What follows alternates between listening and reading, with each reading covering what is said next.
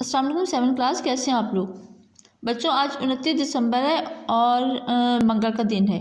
آج ہم اردو کا سبق نمبر 21 زراعت کی اہمیت شروع کریں گے۔ آج ہم پہلے سے خلاصہ کریں گے، اس کے بعد اس کا باقی کام کریں گے۔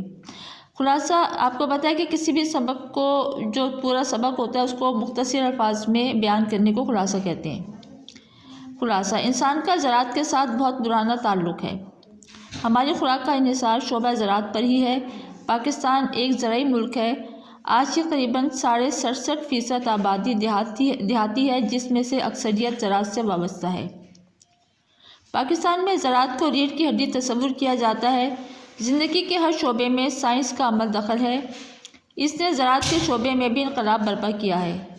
30-40 سال پہلے ہاتھوں سے لیا جانے والا کام اب مشینوں سے لیا جاتا ہے، جس سے کام میں تیز رفتاری آ گئی ہے۔ اچھے اور معیاری بیج فی ایکڑ پیداوار میں اضافہ کر رہے ہیں۔ پیداوار زیادہ ہوگی تو ملک خوراک میں خود کفیل ہوگا۔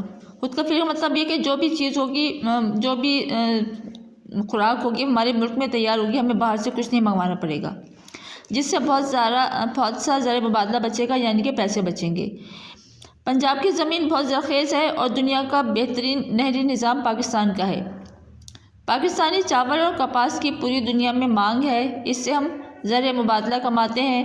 بہت سی فیکٹریوں کا دار و مدار بھی زراعت پر ہے، جیسے خوردنی تیل ہوتا ہے بچوں، جو ہم کھانا پکانے میں استعمال کرتے ہیں۔ دھاگا اور کپڑے بنانے کے کارخانے پاکستان میں ہیں، جن کے لیے کھیتوں سے خام مال مہیا ہوتا ہے۔